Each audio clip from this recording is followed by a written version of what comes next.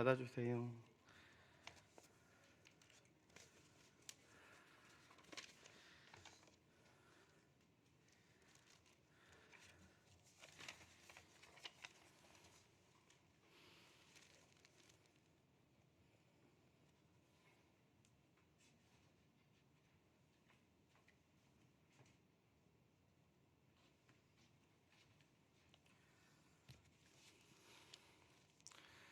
제가 잠깐 기도하고 시작하겠습니다. 사랑이 많으신 하나님, 오늘 구역장님들을 모아주시고 또한 이 코로나 가운데 이 구역 모임에 힘쓰시는 그 귀한 사역 주님께서 늘 축복하시고 함께 하실 줄 믿습니다. 하나님, 이 시간 간절히 기도드리고 원하는 것은 받을 은혜를 기억하는 자녀가 되자라는 주제로 말씀을 나눌 때에 하나님의 주신 그 귀한 은혜를 돌아보게 하시고 또한 모든 구역 가운데 이 말씀을 나눌 때 하나님 안에서에 있는 은혜와 사랑으로 말미암아 더욱더 힘있게 하나님의 자녀로 살아갈 수 있는 그 귀한 은혜와 사랑을 나누고 또한 그 은혜를 붙잡고 나아가는 귀한 발걸음 되어질 수 있도록 모든 구역의 모임 가운데 복을 내려주시고 함께하여 주시옵소서. 허락하실 귀한 은혜와 사랑에 감사드리며 예수님의 이름으로 기도드립니다. 아멘. 네, 오늘 주제는 받은 은혜를 기억하는 자녀라는 제목으로 구역 공과 나누도록 하겠습니다.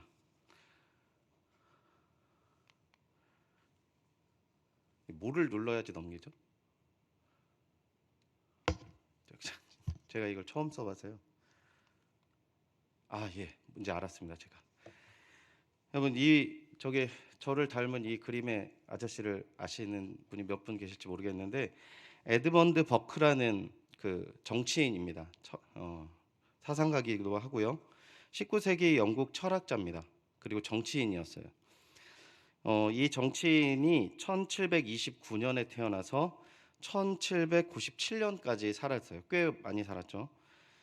이 분이 이 주창한 정치의 방향이 뭐였냐면 정치적 권력 남용에 반대하고 시민의 행복과 정의를 실현하는 정치 제도가 중요하다.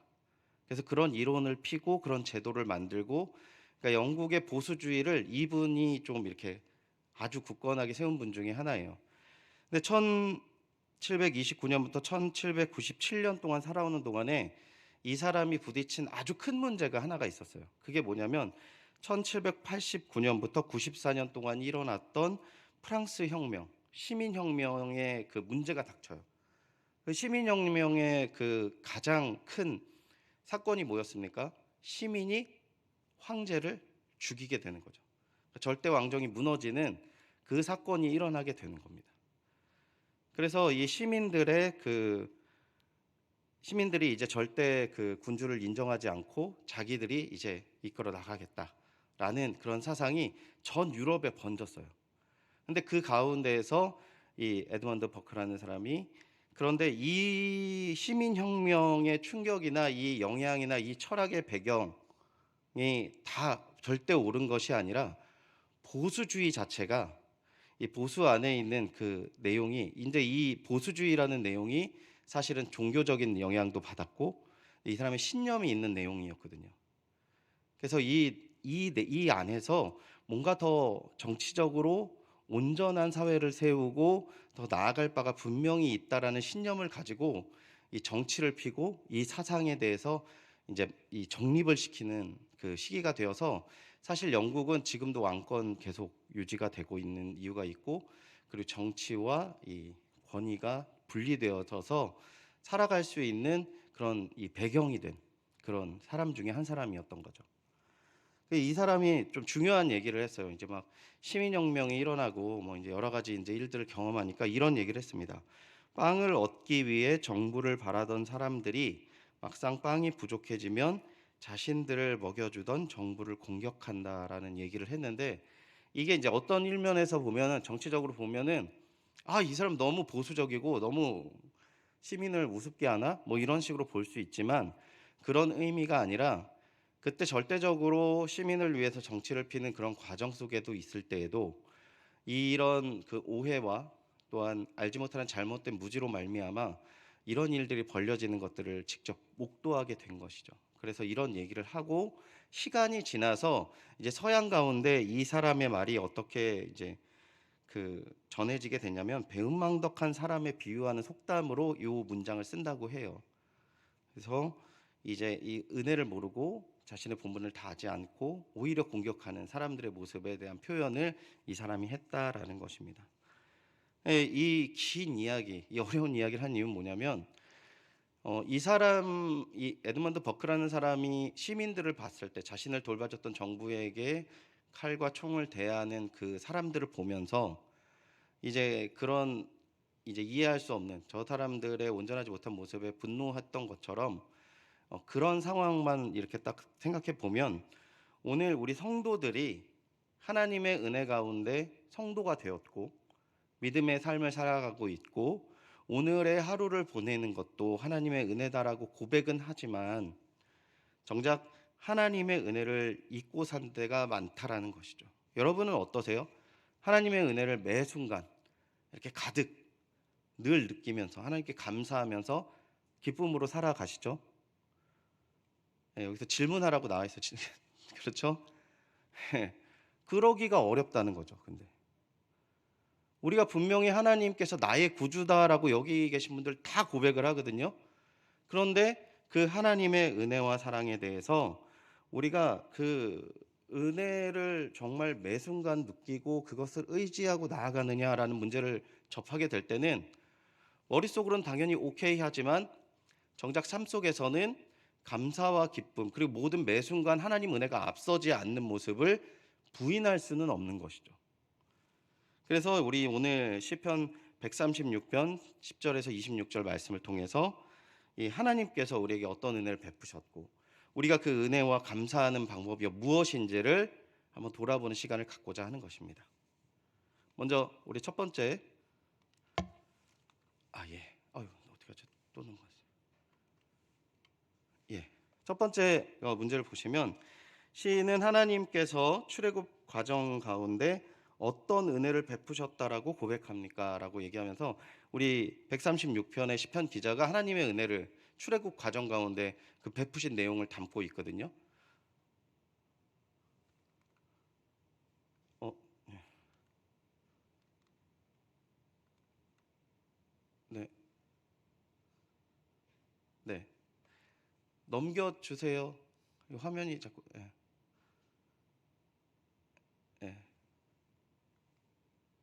아, 예. 시편 136편 11절 우리 같이 한번 읽어볼까요? 11절입니다. 시작. 이스라엘을 그 인자하심이 영원함이로다. 뭐라고 얘기하고 있습니까? 이스라엘을 그들 중에서 애굽에서 인도하여 내신 이에게 감사하라라고 이야기를 하고 있어요. 13절 한번 같이 읽어볼까요? 시작. 홍해를 가르신 이에게 감사하라. 그 인자하심이 영원함이로다. 홍해를 가르셨대요. 출애굽한 이후에 이제 막상 길을 떠날 때 첫 번째 막았던 그 장애물이 뭐였습니까? 바다였어요. 근데 그 바다를 가르시고 인도하신 그 하나님에 대한 이야기를 이야기하고 있죠. 16절 읽어볼까요? 시작. 그의 백성을 인도하여 광야를 통하게 하신 이에게 감사하라. 그 인자하심이 영원함이로다. 바다만 통과하게 하셨나요? 이제 그 광야를 40년 동안 통과하게 하신 그 하나님에 대해서 이야기를 하고 있는 것이죠. 그래서 지금 시인이 고백하는 내용이 뭡니까? 애굽에서 이스라엘을 인도하셨고 홍해를 가르시고 그 가운데로 백성이 지나가게 하셨고 백성을 인도하여 광야를 통과하게 하신 그 하나님을 찬양하라라고 이야기를 하고 있는 것이죠. 자, 생각해 보십시오. 애굽에서 이스라엘의 위치가 어떤 위치였어요? 노예였습니다. 이들은 힘이 없었어요.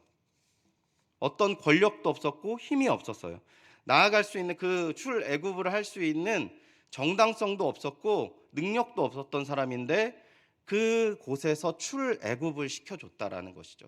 이것은 무엇을 이야기하고 있습니까? 하나님께서 우리 가운데 벗어날 수 없던 그 문제들 안에서조차도 이렇게 그 자신의 그 피로 구속하는 그 은혜와 사랑을 이야기하는 거예요. 자신이 보증해서 이들을 이제 그 가운데서 출애굽시켰다라는 것입니다. 내가 벗어날 수 없는 환경과 내용이 있지만 그 내용을 하나님의 은혜 가운데서 구원하신 그 하나님을 기억하자라는 내용인 것이죠. 그런데 딱 벗어났어요. 이제 자기는 자유인이 되었죠. 이제 애굽을 벗어났어요. 근데 그 다음에 뭐가 있습니까? 한 걸음도 나가지 못하고 바다 앞에서 멈추는 거죠. 뒤에서는 애굽의 군사가 쫓아가요. 아무도 거기서 해결할 수 있는 사람이 없어요. 그런데 하나님께서 어떤 일을 벌려요? 자연을 거스리는 은혜를 베풀어 주세요. 그게 뭡니까? 바다를 가르고 걸어가게 하시는 거예요. 그리고 다시 그 홍해를 막음으로 말미암아 그들의 문제들, 뒤에서 쫓아오는 군대를 막아버리세요. 이 은혜를 베푸셨다라는 거죠. 그 은혜가 끝이 아니라는 겁니다. 그들이 결국 그 광야를 건너서 가야 될 그 땅으로 나아가는 모든 과정 가운데 하나님께서 함께 하셨다라는 은혜를 이야기하는 거예요. 그래서 성경에서는 출애굽 과정에 대한 그 은혜에 대해서 굉장히 많이 이야기를 해요. 이것은 단지 그냥 출애굽 과정의 하나에 대한 상징적인 사건으로 이야기하는 것이 아니라 그 출애굽 내면에 있는 하나님께서 그들에게 베푼 은혜를 우리는 기억하면서 오늘 우리가 사는 순간 가운데 이 은혜 가운데 살아가야 된다라는 걸 얘기를 하는 것이죠. 자, 두 번째 문제. 시인은 하나님께서 가나안 땅을 앞둔 백성에게 어떤 은혜를 행하셨다라고 말합니까? 그 지금 이 출애굽 과정 가운데 하나님 베푸신 은혜를 이제 이야기를 했고요. 이제 가나안 땅에 앞둔 백성들에게 베푼 은혜에 대해서 시인이 고백하는데요. 17절부터 18절 내용을 보시면 같이 한번 읽어보겠습니다. 시작. 큰 왕들을 치신 이에게 감사하라. 그 인자하심이 영원함이로다. 유명한 왕들을 죽이신 이에게 감사하라. 그 인자하심이 영원함이로다. 아멘. 지금 뭘 찬양하고 있습니까? 큰 왕들을 치신 이라고 얘기했어요. 이 이스라엘이 가나안을 나아갔을 때 그 지역 가운데 패자였던 왕들이 이스라엘을 공격할 때 그들에게 강력한 무기가 있었는데 그들이 철기 문화를 배경으로 가졌다라고 얘기를 해요. 근데 이스라엘은 청동기 문화였거든요. 심지어 그 광야 생활을 했기 때문에 무기도 넉넉하지 않았을 거예요. 그런 가운데에서 하나님께서 하나님의 뜻에 순복하고 나아갈 때마다 하나님께서 그들을 모두 다 몰아내셨어요. 그래서 이제 요단강을 넘어가기 앞에서 그 뭘 하고 있습니까? 요단강을 다 건너고 나서 하나님께서 요단강의 문을 열어주시고 넘어가고 나서 여호수아가 이스라엘에게 명령한 내용이 뭐예요?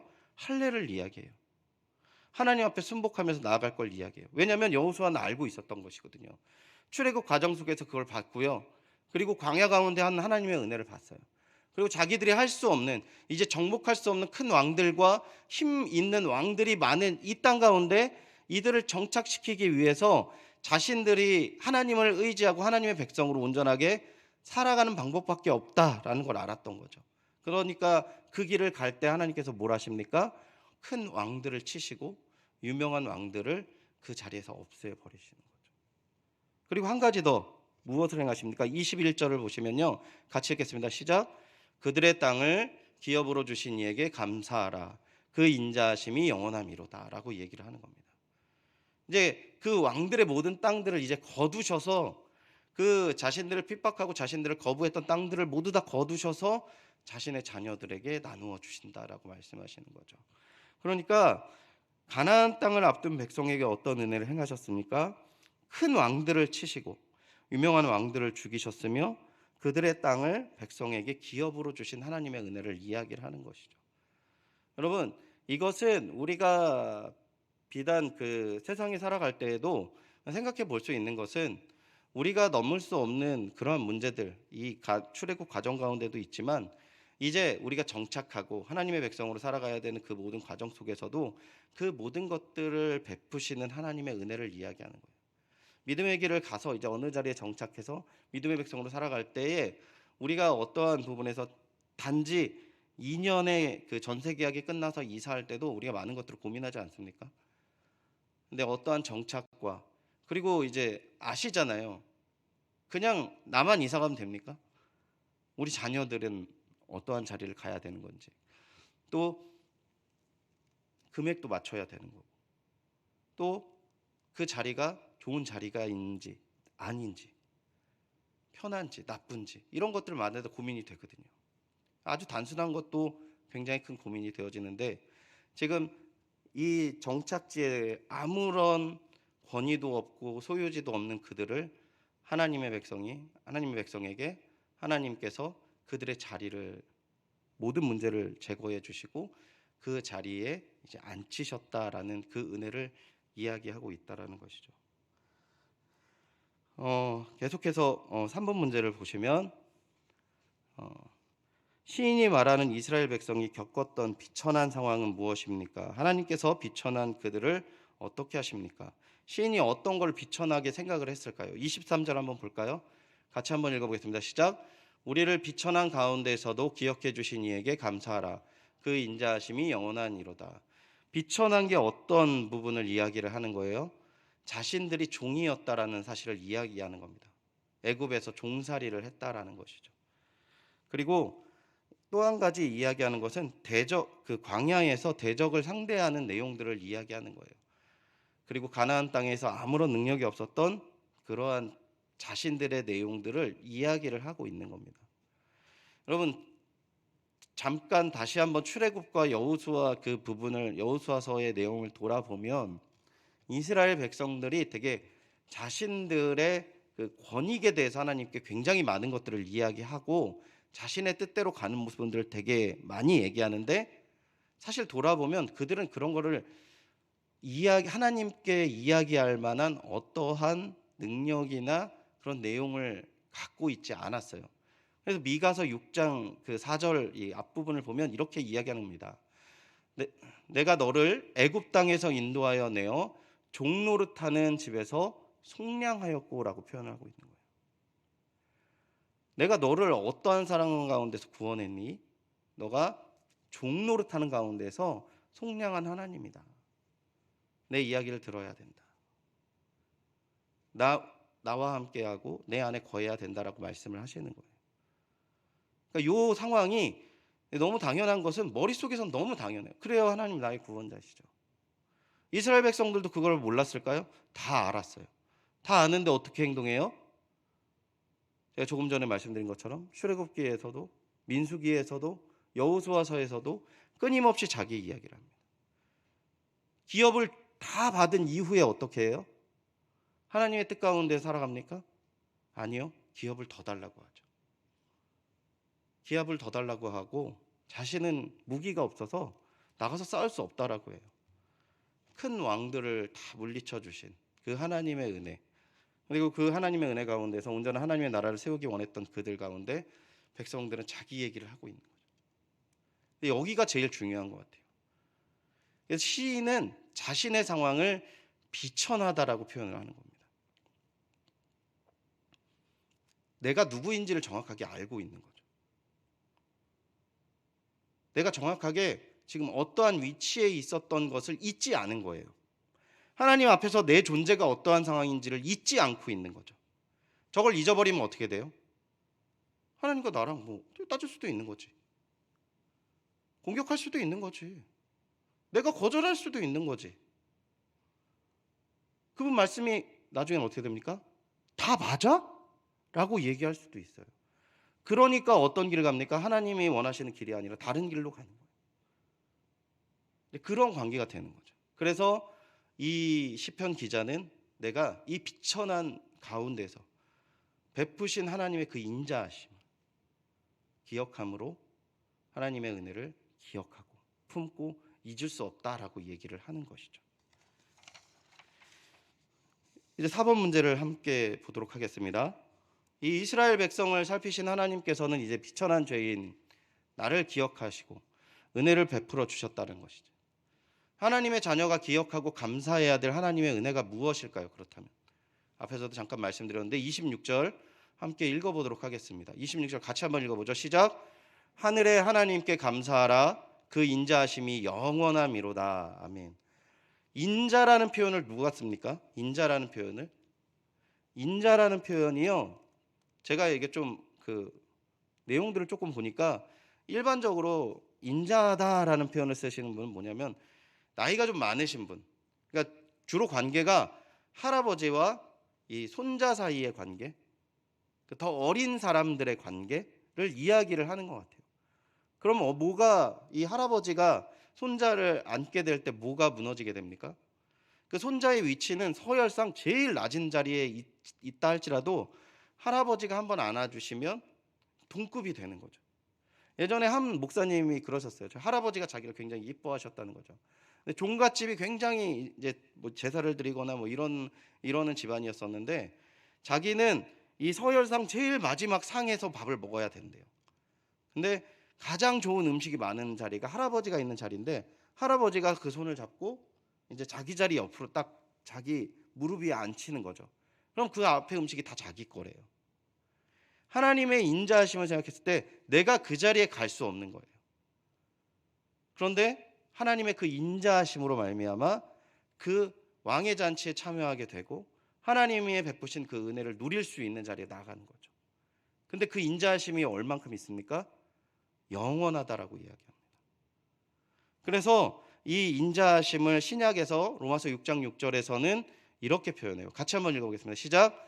우리가 알거니와 우리의 옛사람이 예수와 함께 십자가에 못 박히신 것은 죄의 품에 죽어 다시는 우리가 죄에게 종노릇하지 아니하려 함이니. 아멘.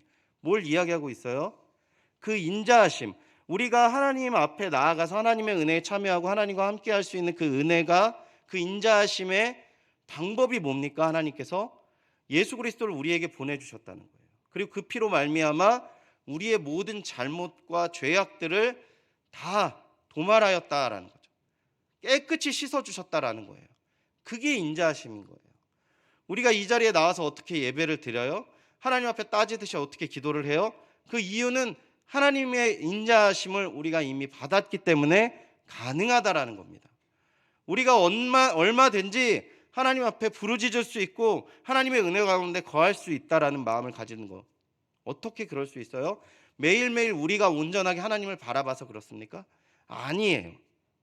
우리의 존재가 고귀해서 그런 것입니까? 아니라는 거예요. 우리는 비천해요, 굉장히. 비천한 상태가 있었었고 그 하나님의 예수 그리스도의 십자가의 은혜가 아니라면 그 은혜 자리에 나아갈 수 없었다라는 것이죠. 지금 이것을 기억해야 된다는 거예요. 우리가 날마다 주님 전에 나와 있을 때, 기도할 때, 우리의 삶의 모든 자리에 있을 때 하나님의 은혜가 당연히 갈망되고 그 은혜 가운데 거하게 있고 우리가 하나님 앞에 구원받은 존재이고 다 이런 생각을 하는 것들의 기본이 뭡니까? 비천한 우리를 하나님께서 그 자리가 인자하심으로 우리를 품으시고 그 은혜 자리에 옮기셨다라는 것을 잊으면 안 된다라는 것이죠. 그래서 우리 5번을 보시면 비천한 상태에 놓였던 나는 하나님께서 베풀어 주신 은혜에 감사해야 합니다. 당연한 거죠. 나는 하나님께서 예수 그리스도의 고난을 통해 구원의 은혜를 베푸신 것을 기억하며 감사하고 있습니까? 라고 질문했을 때 네라고 하시죠. 네래. 그리고 한 장 더 넘겨주시면요. 자, 그렇다면 우리가 한번 스스로 체크해 보는 것, 우리가 결단해야 될 내용이 뭡니까? 당신이 하나님께서 베푸신 구원의 은혜를 기억하면서 감사하게 된 계기는 무엇이에요? 이것들을 기억해야 돼. 내가 하나님 앞에 감사하게 된 계기가 무엇인가? 말씀을 보니까 그러네요 라고 대답할 수 있어요. 근데 제 개인적인 얘기를 말씀드릴게요. 적용 질문이니까. 저는요, 가끔 제가 제 길을 막 가다가 이렇게 막힐 때가 있어요. 내 생각대로 되지 않고 마음이 답답하고 어려울 때가 있어요. 그리고 감정이 요동치고 어려운 마음이 들고 힘들 때가 있더라고요. 근데 그때 하나님의 은혜를 기억하면 지금까지에 있는 모든 저의 목회를 했던 그 길들, 가족들, 그리고 지금에 있는 내 상황이 감사하게 되더라고요. 그냥 제가 하나님의 뜻 가운데 예민하지 못하고 순복하지 못하고 그랬던 상황들, 나도 모르게 지나쳐 왔던 그런 상황들에서 내가 뭔가 어렵고 힘들 때에 잠깐 돌아보면 하나님의 은혜를 기억하게 되고 또 그 기억하니까 너무 감사한 거죠. 그러니까 저는 개인적으로 그랬어요. 그래서 나의 잘못된 길 가운데에서 깨닫게 될 때, 내가 가니까 갈 수가 없네 라는 것을 깨닫게 된 게 그게 계기였던 것 같아요. 근데 말씀을 보아서 보니까 그럴 수 있다, 그럴 수도 있는 것 같아요. 그냥 본인들의 생각한 것들을 나누시면 좋을 것 같고요. 두 번째는 당신이 하나님께서 베푸신 구원의 은혜를 기억할 때 누리는 유익이 무엇입니까? 그래서 개인적으로 다시 말씀드리면 감사했어요. 굉장히 내가 지금 상황이 힘들지 않게 되더라고요. 이 상황을 내가 만든 것도 아니고 이 상황을 내가 해결할 수 없는 것이고, 과거를 생각해 보니까 이것보다 더 어려웠다는 상황 속에서 하나님께서 나를 이 자리까지 인도하셨다라는 것을 깨달을 수밖에 없었어요. 깨달게 되니까 감사하고 지금 상황이 어렵지 않게 되더라고요. 이건 철저히 지금 제 얘기를 하고 있는 겁니다. 여러분에게 답을 이야기하는 게 아니고, 이 질문들을 한번 돌아보실 때 나는 어떠한 부분이 계기가 되었고, 그 하나님의 은혜를 생각했을 때 내가 지금 받은 유익이 무엇인가, 이걸 한번 돌아봤으면 좋겠고요. 마지막으로 한 가지만 더 해야 될 건 뭐냐면, 하나님께서 베푸신 그 구원의 은혜를 잊고 감사하지 않는 사람에게 어떻게 권면하겠습니까? 라고 얘기를 할 때, 저는 개인적으로 그렇게 생각해요. 그냥 솔직한 고백, 그리고 말씀을 근거한 솔직한 고백. 그래서 지금까지 우리가 이 얘기를 나눈 거예요. 출애굽 때 베푸신 하나님의 은혜, 그리고 그 가나안 정착 때 하나님의 베푸신 은혜, 그리고 그 하나님의 크신 인자하심이 예수 그리스도 가운데에서 구체적으로 나에게 왔고, 내가 그 은혜와 사랑 가운데 살아가서 보니까 내 삶에서도 부인할 수 없는 이 하나님의 은혜가 있었던 것이죠. 그래서 그 은혜를 누려보니까, 그 은혜를 기억하고 그 은혜를 붙들다 보니까 이 하나님의 은혜를 잊지 않고 감사하는 것이 너무 중요하구나 라고 얘기해 줄 수 있겠죠. 제 얘기입니다. 제 얘기. 이제 구역장님들은 더 좋은 내용들이 있겠죠. 스토리들이. 그리고 마지막 우리 한 가지 더, 3번 문제가 제일 중요하다고 그랬지만 6번 문제도 중요한 것 같아요. 6번 문제 한번 같이 한번 읽어볼까요? 시작. 하나님께서는 자신의 자녀가 받은 은혜를 기억하고 감사하는 삶을 살기 원하십니다. 하나님의 은혜를 더욱더 깊이 묵상하고 누리기 위해 무엇을 해야 할지 함께 나눠봅시다. 제가 과를 준비하면서 가장 어려웠던 질문이 6번이었던 것 같아요. 어떻게 하면 우리가 하나님을 기억할 수 있을까요? 어떻게 하면 그 은혜 가운데 우리가 계속 거할 수 있을까요? 여러분, 여러분이 하는 좋은 내용들을 나누시면 좋을 것 같아요. 목회자한테 그거 물어보시면 기도와 말씀밖에 없습니다라고 얘기하죠. 한 목사님께서 이러한 말씀을 하신 적이 있어요. 이제 한국교회에서 굉장히 선한 영향력을 끼친 목사님이셨는데 지금 소천하셨습니다. 그 분이 그런 말씀하시더라고요. 자기 자신의 마음이 말씀을 읽어도 찬양을 해도 기도를 하는데도 기도도 안 되고 너무 어렵더래요. 너무 어려서 막 몸부림치는데도 마음이 계속 그냥 우울하고 축 처지고 그냥 뭔가 감사와 기쁨이 흘러넘치지 않을 때가 있다고 그러더라고요. 그때 그분이 그런 걸 하셨대요. 자기 그 간증 테이프가 하나 있길래 그 간증 테이프를 가만히 들었대요. 근데 그분의 진실한 삶, 그리고 그분의 하나님을 쫓았던 삶을 딱 돌아보니까 맞아, 그렇지, 저 인생이지, 저 하나님이시지 라고 하면서 자신의 마음이 다시 한번 뜨거워졌다, 이런 얘기를 하더라고요. 그래서 지금 제가 뭐를 얘기하고 있습니까? 여러분 간증 테이프를 많이 들으세요라고 얘기하는 겁니까? 아니에요. 자신의 상태를 여러분 확언하지 마세요. 지금 제가 말씀드린 목사님이요, 여러분이 그냥 생각하는 목사님들 중에 한 분이에요. 그분들도 내 마음이 우울하고 그냥 밍숭밍숭하고 영적으로 축 처질 때가 있다라는 거예요. 근데 그거를 그냥 지나치지 마세요. 제가 어렸을 적에 그런 거를 좀 경험을 했어요. 그러니까 지금은 잘 경험하지 못하는, 어렸을 적 아주 순수하고 여러분이 상상할 수 없을 만큼 귀여웠던 그때에 제가 수련회를 갔다 오면, 그 수련회 3박 4일 동안 그 예전에 전사님들이 아무것도 안 시키고 기도만 시키지 않습니까? 놀라운 건 거기서 은혜를 많이 누리죠. 기도 가운데 정말 많은 것들을 경험하게 되죠. 예민해져요. 영적으로 충만할 때는요, 여러분 예민해져요. 그럼 내 행동 가운데 이게 딱 드러나는 도전들이 있어요.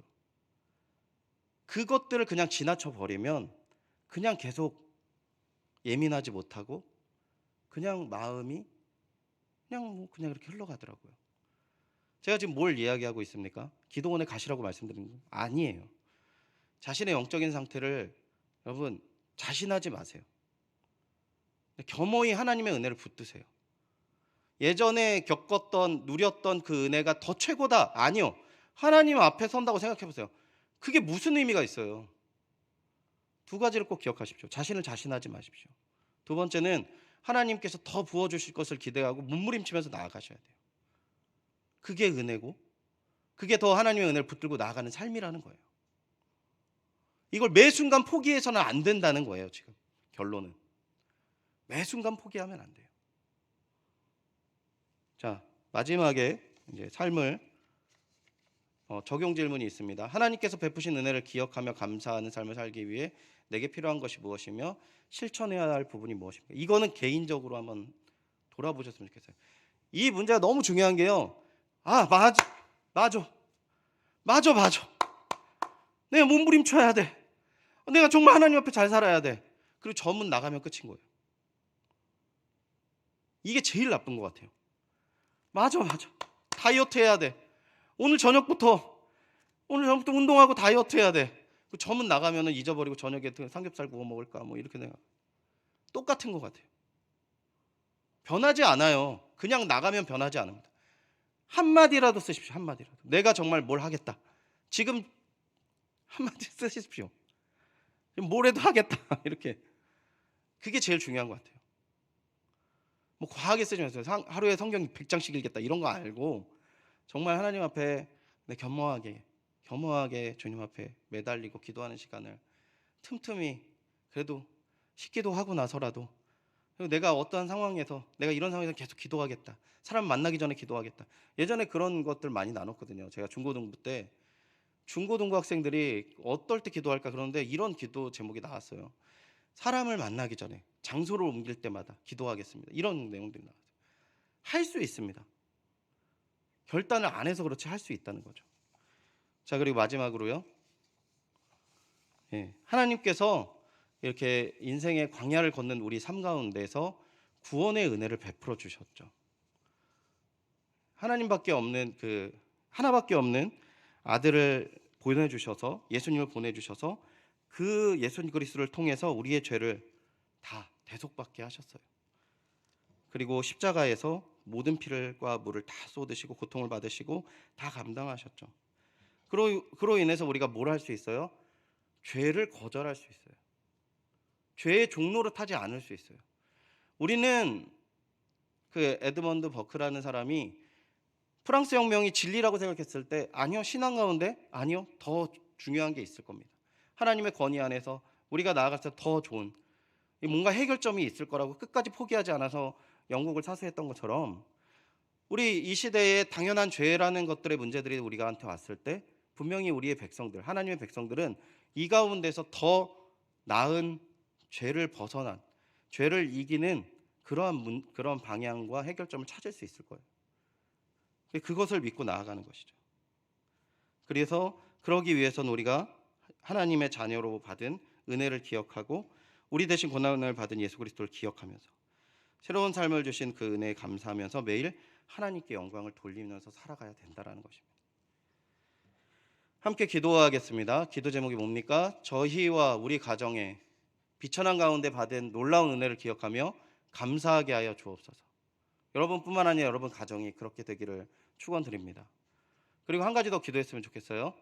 우리 공동체 연희교회가 모든 성도들이 비천한 가운데 받은 놀라운 은혜를 기억하면서 감사하는 영적인 공동체가 되기를 기도해 주시기 바랍니다.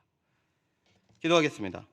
하나님 감사합니다. 주의 크신 은혜와 사랑 가운데 하나님의 은혜를 기억하라라는 이 귀한 말씀, 우리 잊지 않고 늘 주님의 은혜를 붙들고 나아가게 하여 주시옵소서. 주님의 크신 그 은혜와 사랑을 붙들고 나아갈 때 누리는 그 풍성한 은혜와 사랑이 무엇인지를 입으로 이야기하는 것이 아니라 우리의 삶이 세상에 그것을 증거하게 하시고 그러한 모든 성도님들, 우리 연희교회 그리고 저희들의 모든 삶이 되게 하여 주시옵소서.